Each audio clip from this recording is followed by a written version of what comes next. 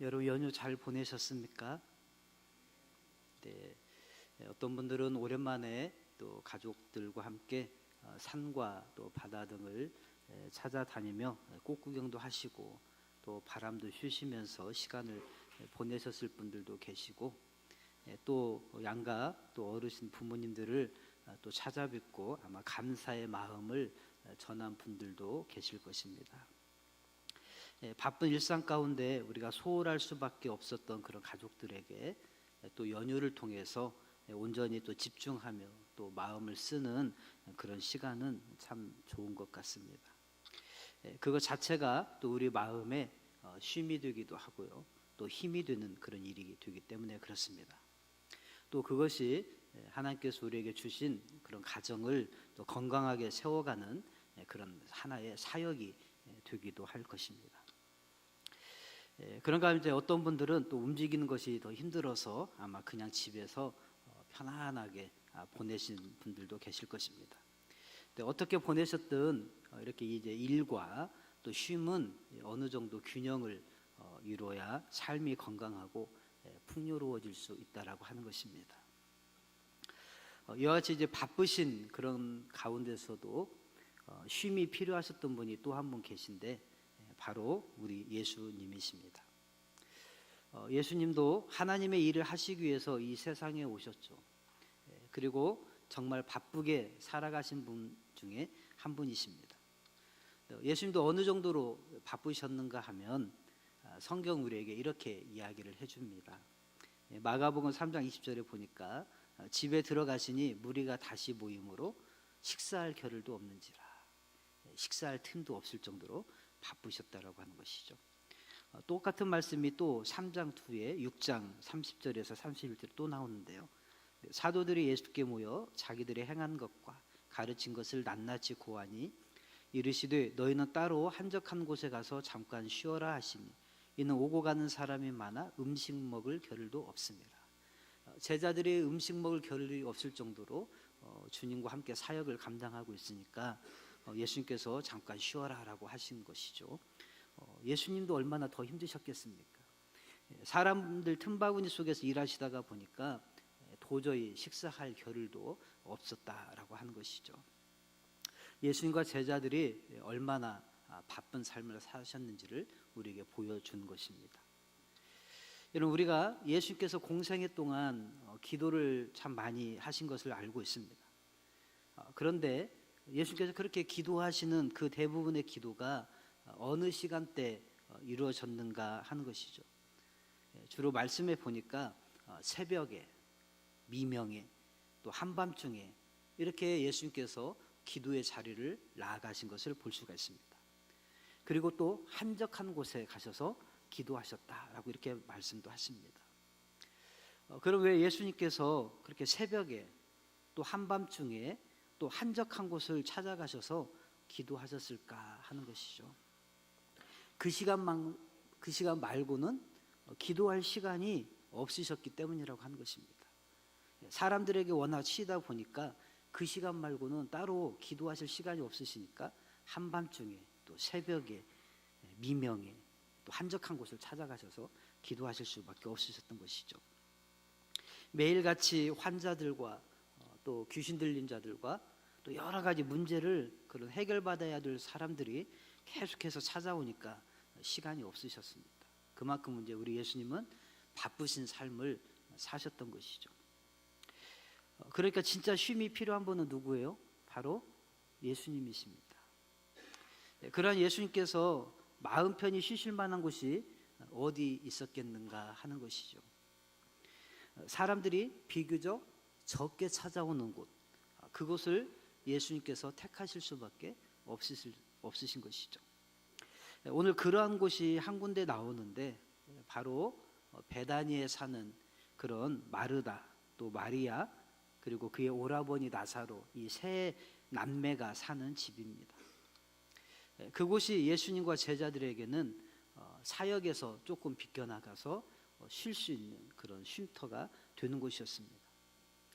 예수님과 제자들이 가끔 이렇게 이제 예루살렘으로 갈릴리에서 주로 사역을 하시다가 예루살렘으로 올라오시는데 그렇게 예루살렘으로 올라오실 때마다 이 세 남매의 집을 찾아가 쉬신 것 같습니다. 마태복음 21장 15절에서 18절에 보면 이렇게 이야기합니다. 대제사장들과 서기관들이 예수께서 하시는 이상한 일과 또 성전에서 소리질러 호산나 다윗의 자손이여 하는 어린이들을 보고 노하여 예수께 말하되 그들이 하는 말을 듣느냐? 예수께서 이르시되 그렇다. 어린 아기와 젖먹이들의 입에서 나오는 찬미를 온전하게 하셨나이다 함을 너희가 읽어본 일이 없느냐 하시고 그들을 떠나 성 밖으로 베다니에 가서 거기서 유하시니라. 이른 아침에 성으로 들어오실 때 시장하신지라. 자, 이 상황이 어떤 상황인지 잠깐 말씀을 드리면요. 예수님께서 십자가 고난을 당하시기 위해서 갈릴리 지역의 사역을 마치시고 6월절 엿새 전에 예루살렘을 향해서 올라오셨습니다. 그리고 예루살렘 근처에 베다니에 이르렀을 때 제자 2명을 먼저 보내십니다. 그리고 나귀를 끌어오게 하시고 그 나귀를 타시고 다시 예루살렘 성으로 들어 입성을 하십니다. 그리고 성전을 한번 쭉 둘러보시고 다시 베다니로 나가셨다가 하룻밤을 주무시고 그 이튿날 다시 예루살렘 성으로 들어가십니다. 그러더니 이번에는 예루살렘 성에서 돈을 바꾸는 사람들, 그런 상을 둘러 엎어버리시죠. 그리고 저녁이 되니까 또 다시 성 밖으로 빠져나오셔서 베다니 마을로 가십니다. 그 다음에 또 다음 날 예루살렘 성에 또 들어오시고 이렇게 예루살렘 성에 낮에는 계시고 밤에는 베다니 마을로 돌아가시고 또 예루살렘 성에 계시고 베다니 마을로 또 돌아가시고 이렇게 하셨다는 것이죠. 그래서 수요일까지 잡히시기 전까지 이 예루살렘 성과 베다니를 오갔다 하는 것입니다. 그런데 그 베다니의 어느 곳에서 주무셨는가 하는 것이죠. 바로 아마 마르다 또 마리아 또 나사로 이 세 남매가 사는 집이었을 것입니다. 왜냐하면 그 집이 바로 예수님께서 사랑하시는 자들의 집이었기 때문입니다. 이것을 우리가 이제 좀 유추를 해야 됩니다. 성경을 좀 살펴보면서 유추할 텐데요. 오늘 말씀은 사실은 간단합니다. 다만 이제 그것을 설명하기 위해서 좀 성경을 구체적으로 우리가 이제 살펴보려고 하는데요. 잘 따라와 주시면 감사하겠습니다. 먼저 예수님께서 베다니에 머무신 그런 구체적인 장소를 성경은 딱 한 군데만 언급을 하고 있습니다. 마태복음 26장 6절에서 7절인데요. 예수께서 베다니 나병 환자 시몬의 집에 계실 때 한 여자가 매우 귀한 향유 한 옥합을 가지고 나와서 식사하시는 예수의 머리에 부으니 예수님께서 베다니 그 마을에 나병 환자 시몬의 집에 들어가서 계셨다라고 하는 것입니다. 그때 이제 한 여자가 나와서 예수님 앞에 향유를 부은 사건을 이야기하고 있는 것이죠. 그런데 성경은 이곳에서 살던 인물들과 관련된 또 하나의 그 마태복음 14장에 나오는 그 사건과 똑같다라고 하는 것입니다. 왜냐하면 똑같은 그 여인의 향유를 부은 사건이 거기에도 기록되어 있기 때문에 그렇습니다. 근데 요한복음 11장에 보면 그곳에 살던 인물들과 관련된 이야기를 우리에게 또 하나 제공해 주는데 바로 우리가 읽은 말씀이 이제 11장 앞인데요. 1절 2절 보니까 이렇게 이야기합니다. 어떤 병자가 있으니 이는 마리아와 그 자매 마르다의 마을 베다니에 사는 나사로라.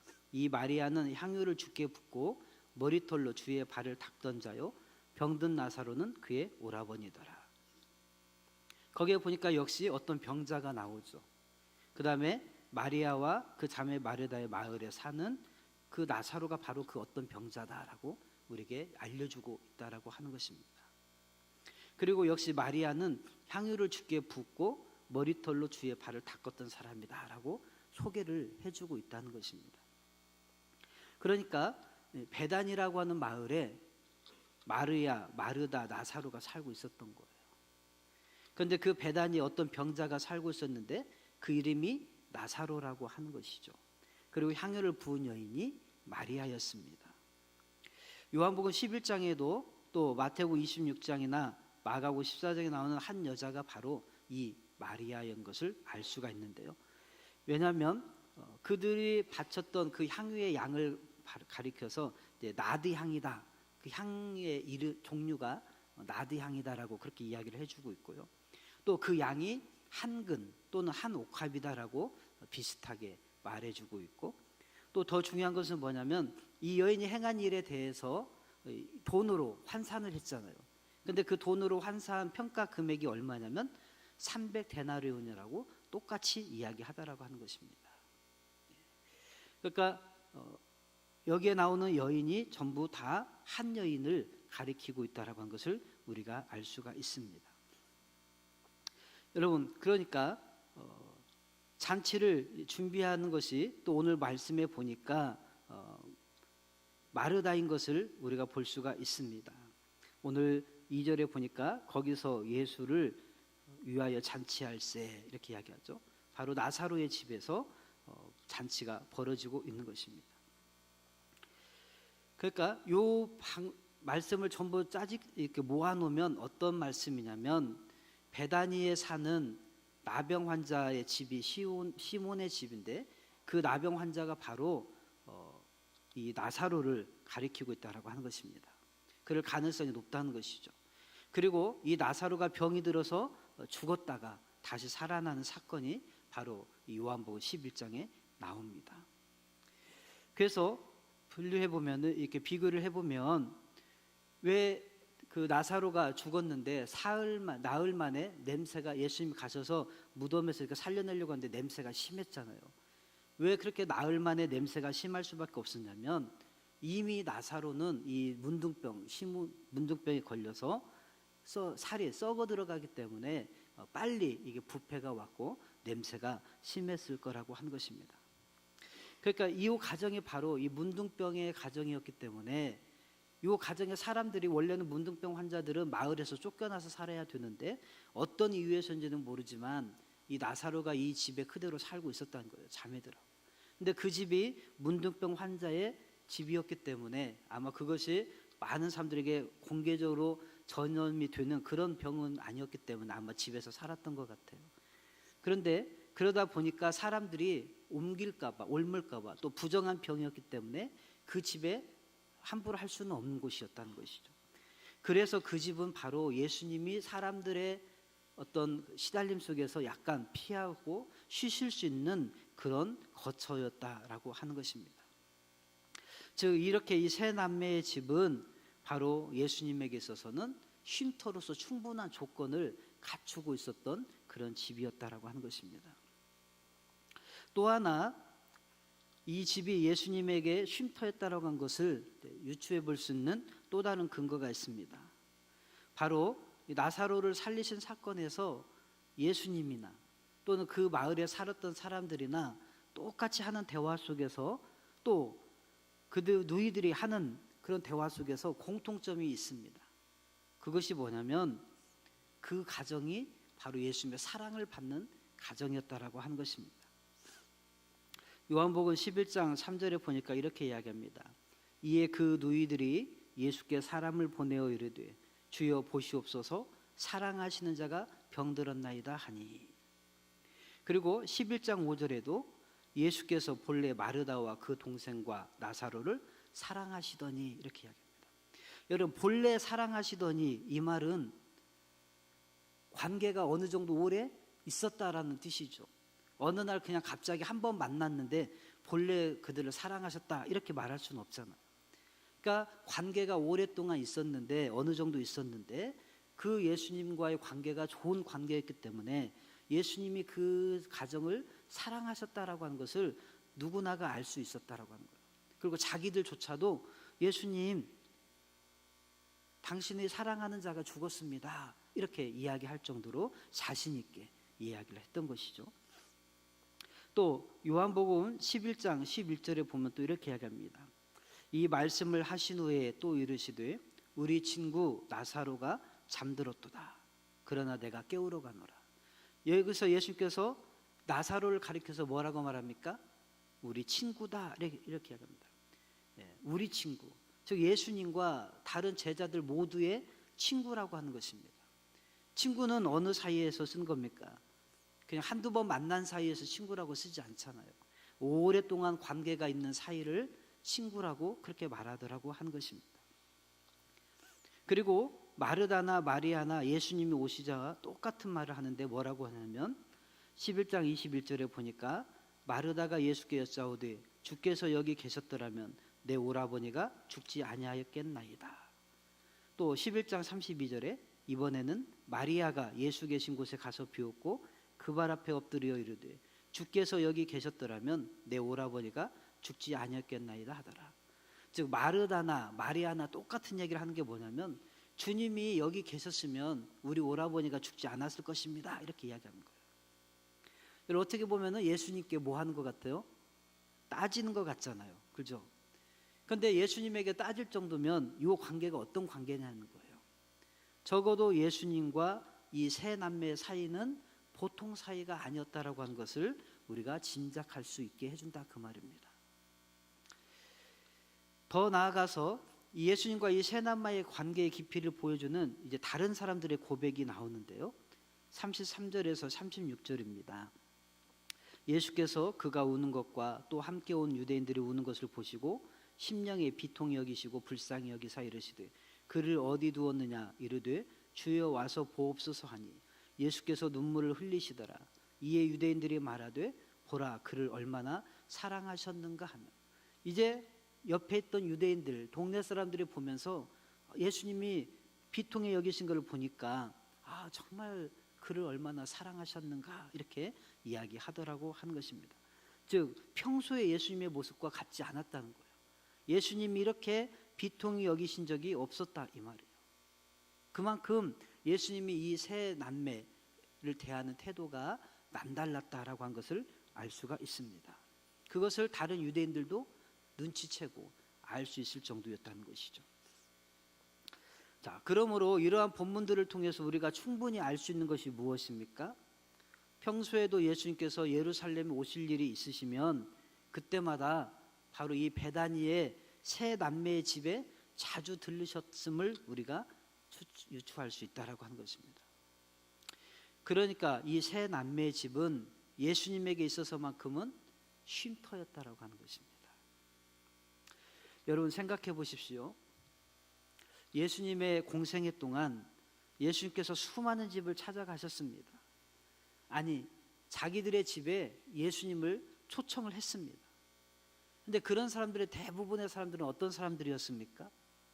수많은 문제와 고통을 안고 살아가는 사람들이었습니다. 사람들은 예수님에게 끊임없이 뭔가를 달라고 요청을 했습니다. 병자를 고쳐주세요. 귀신을 좀 내쫓아주세요. 죽은 자를 좀 살려주세요. 그렇게 계속해서 요청을 한 것이죠. 그러니까 예수님께서 방문하셨던 그 많은 집들은 예수님에게는 쉼터입니까? 일터입니까? 일터인 것입니다. 절대 쉼터가 될 수 없었습니다. 병자를 고쳐줘야 하는 일터, 귀신을 내쫓아줘야 되는 일터, 죽은 자를 살려야 하는 일터, 문제를 해결해 줘야 하는 그런 일터였습니다. 심지어 가나의 혼인잔치 집에서조차도 예수님은 편히 쉬실 수가 없으셨습니다. 적어도 혼인잔치 집에 가면 먹고 마시고 즐기면서 좀 쉬어야 되잖아요. 그런데 거기에서도 예수님이 물로 포도주를 만드셔야 되는 그런 일을 하시는 일터로 바뀌는 것입니다. 그 어느 집도 예수님을 향해서 예수님 저희 집에 오셔서 좀 편히 쉬십시오라고 말하는 집은 없었다는 것입니다. 그런데 바로 이 세 남매의 집은 달랐다는 것입니다. 이 세 남매의 집은 예수님에게 유일하게 쉼터로 제공되었던 집이었습니다. 그것도 아무런 대가를 요구하지 않고 편히 쉬실 수 있도록 한 쉼터였다라고 하는 것이죠. 잠만 주무신 것이 아니라 식사까지도 제공했던 그런 쉼터였습니다. 여러분, 일터와 쉼터의 차이가 무엇입니까? 일터는 그 필요가 예수님에게 있는 것이 아니라 예수님의 도우심을 받아야 될 그런 사람들에게 있는 것입니다. 즉 병든 사람, 귀신 들린 사람, 죽은 사람, 포도주가 떨어진 사람의 가족의 필요가 출발점인 것입니다. 그래서 예수님을 찾은 것이죠. 그러나 쉼터는 예수님의 필요를 채워주기 위해서 있는 것입니다. 즉 피곤하신 예수님, 쉼이 필요하신 그런 예수님의 필요를 채워드리기 위해서 있어야 하는 것이 바로 쉼터입니다. 그러니까 일터와 쉼터는 필요가 어디에서 출발하느냐의 차이에서 갈라지는 것입니다. 나의 필요를 위해서 예수님을 모셔드리면 그건 예수님에게 일터인 거예요. 그런데 예수님의 필요를 위해서 나의 집을 드리면 예수님에게는 그게 뭐라고요? 쉼터가 되는 것입니다. 여러분, 여러분의 가정은 예수님께서 보실 때 일터입니까? 아니면 쉼터입니까? 우리가 예수님을 찾는 이유는 예수님을 통해서 도움을 입으려고 하는 우리들의 필요 때문입니까? 아니면 예수님을 위해서 뭔가를 제공하고 섬겨드리려고 하는 그런 이유에서 예수님을 찾는가 한 것입니다. 그거에 따라서 우리들의 가정이 예수님에게 일터가 되기도 하고 쉼터가 되기도 한다라고 하는 것입니다. 바라기는 저와 여러분의 가정이 이제는 예수님의 쉼터가 되기를 축복합니다. 그동안 예수님의 일터로 많이 사용되었잖아요. 이제는 좀 신앙 연조가 많이 우리가 깊어질수록 좀 이제는 예수님에게 쉼터가 되었으면 좋겠습니다. 그럼 어떻게 하는 것이 우리 가정을 예수님의 쉼터가 되게 하는 것인가 하는 것입니다. 예수님이 어느 때 가장 쉬시고 기뻐하시고 행복하시고 마음이 편하신가를 생각해 보면 됩니다. 바로 하나님을 찬양하고 예배하는 것입니다.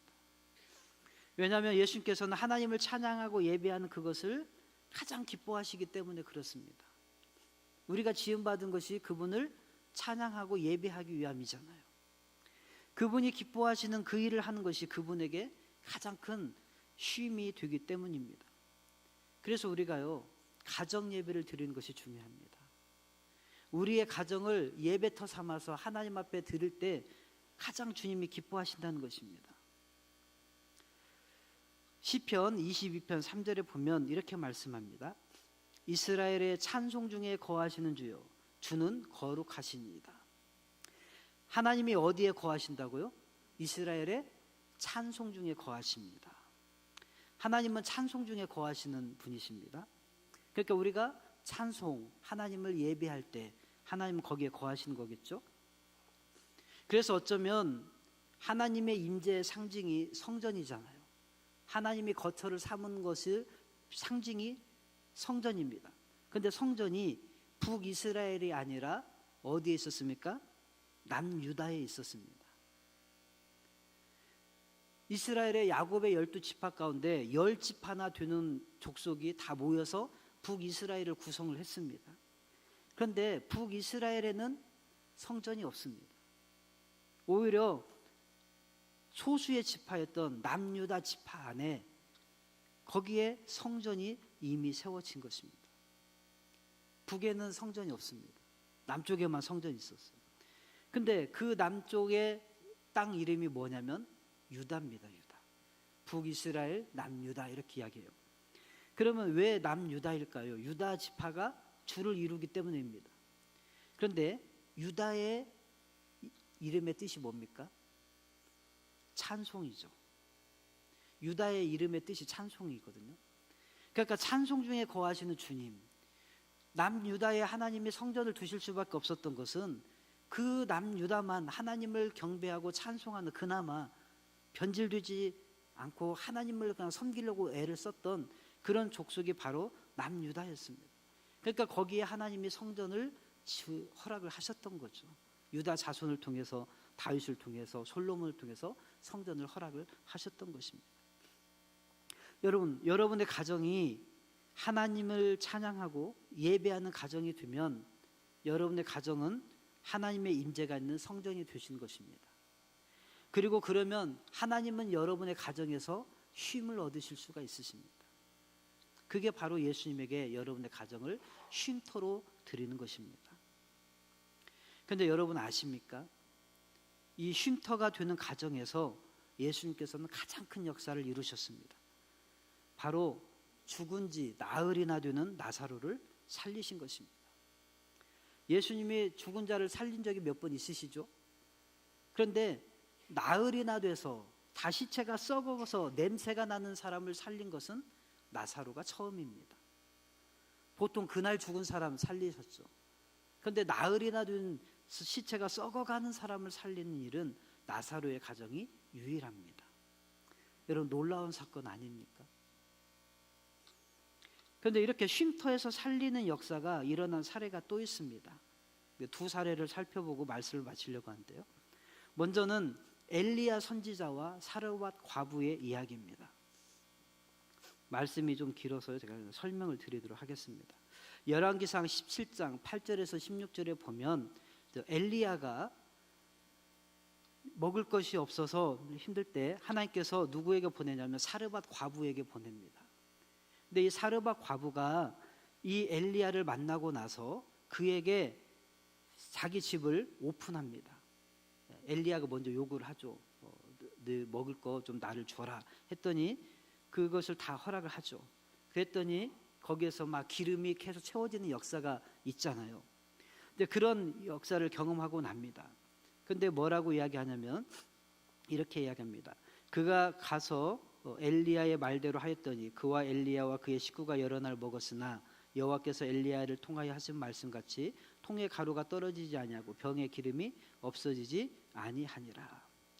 그 집에 오랫동안 머물렀습니다. 비를 지면에 내리기까지 그의 집에 머물렀었는데 그의 식구도 음식이 떨어지지 않고 그의 집을 내어드렸던 엘리야에게 내어드렸던 그의 집이 식량이 떨어지지 않는 것입니다.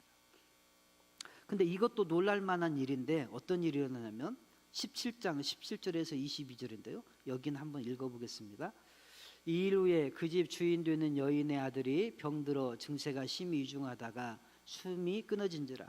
여인이 엘리야에게 이르되 하나님의 사람이여 당신이 나와 더불어 무슨 상관이 있기로 내 죄를 생각나게 하시고 또 내 아들을 죽게 하려고 내게 오셨나이까. 엘리야가 그에게 그의 아들을 달라 하여 그를 그 여인의 품에서 받아 안고 자기가 거처하는 다락에 올라가서 자기 침상에 누이고 여호와께 부르짖어 이르되 내 하나님 여호와여 주께서 또 내가 우고하는 집 과부에게 재앙을 내리사 그 아들이 죽게 하셨나이까 하고 그 아이 위에 몸을 3번 펴서 엎드리고 여호와께 부르짖어 이르되 내 하나님 여호와여 원하건대 이 아이의 혼으로 그의 몸에 돌아오게 하옵소서 하니 여호와께서 엘리야의 소리를 들으시고 그 아이의 혼이 몸으로 돌아오고 살아난지라. 엘리야에게 자기 집을 오픈하고 식사를 대접하며 엘리야를 쉬게 해줬더니 그 가정에 어떤 역사가 일어나면 음식이 떨어지지 않는 것은 둘째치고 아들이 죽었는데 그 아들을 다시 회복시키고 살리는 역사가 일어났다라고 한 것입니다. 근데 이게 엘리야만 그런 것이 아니라 그의 다음 후계자가 누구였냐면 엘리사죠. 근데 엘리사 선지자도 똑같습니다. 열왕기하 4장 8절에서 13절에 보면 이번에는 엘리사를 수넴 여인에게 갑니다. 수넴 여인에게 갔는데 이 수넴 여인이 이 엘리사를 위해서 역시 이렇게 이야기합니다. 8절에 보니까 하루는 엘리사가 수넴에 이르렀더니 거기 한 귀한 여인이 그를 감곤하여 음식을 먹게 하였으므로 엘리사가 그곳을 지날 때마다 음식을 먹으러 그리로 들어갔더라. 엘리사가 그 지역을 지나갈 때마다 그 집을 들어간 거예요. 그러니까 그 집은 엘리사를 위해서 뭐 한 거예요? 쉼터로 제공된 것입니다. 그러니까 엘리사가 또 물어봐요. 이 여인에게 무엇이 필요한가? 봤더니 필요한 거 없습니다. 이런 거예요. 그러면서 그를 위해서 작은 방을 만들고요. 침상과 책상과 의자와 촛대를 갖다가 놓습니다. 그런데 나중에 이 가정 안에 또 어떤 일이 벌어지냐면 그 아들이 없는 거예요. 열왕기하 4장 16절에서 21절에 보니까 엘리사가 이르되 한 해가 지나 이때쯤에 네가 아들을 안으리라. 이렇게 이제 아들이 없으니까 아들을 주겠다고 합니다. 그런데 4장 32절로 또 넘어가면 이 아이가 죽어요.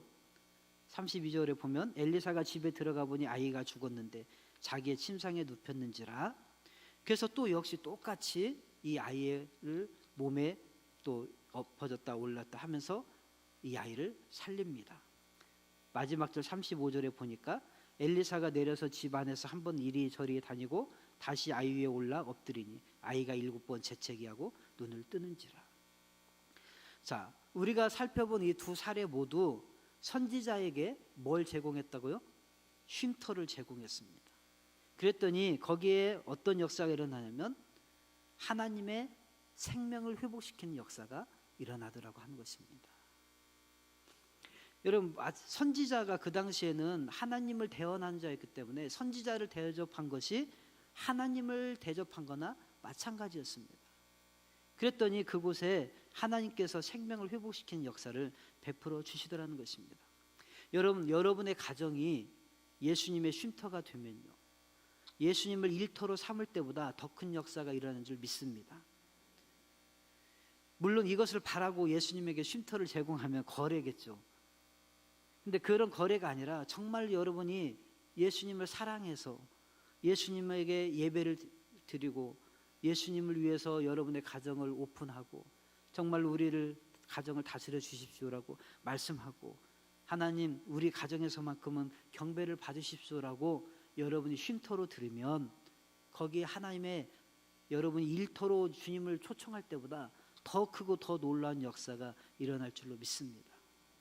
여러분, 가정 예배를 통해서 삶이 회복되어진 일이 얼마나 많습니까?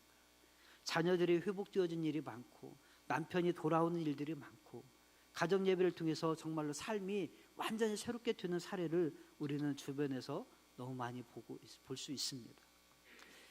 여러분, 그렇기 때문에 오늘 우리는 우리의 가정을 예수님에게 쉼터로 드리게 되기를 축복합니다. 여러분의 가정 예배를 회복하시게 되기를 축복합니다. 5월의 가정의 달입니다. 우리가 부모님을 돌아보는 것도 중요하고 자녀들에게 사랑을 베푸는 것도 중요한데 우리에게 가정을 주시고 가정을 지켜주시는 분, 그리고 우리의 가정의 모든 것을 책임져 주실 그 하나님을 놓치지 않으시기를 바랍니다. 하나님이 가장 기뻐하시는 예배를 통해서 찬송을 통해서 여러분의 가정이 주님께 쉼터로 드려지고 주님이 여러분의 가정을 통해서 영광 받으시게 되기를 간절히 축복합니다. 그럴 때 거기에 여러분들의 자녀들의 생명이 살아나는 역사가 있고 여러분의 다른 가족들의 생명이 살아나는 역사가 나타나게 될 줄로 믿습니다. 그러한 은혜가 함께하게 되기를 간절히 축복합니다. 기도하겠습니다.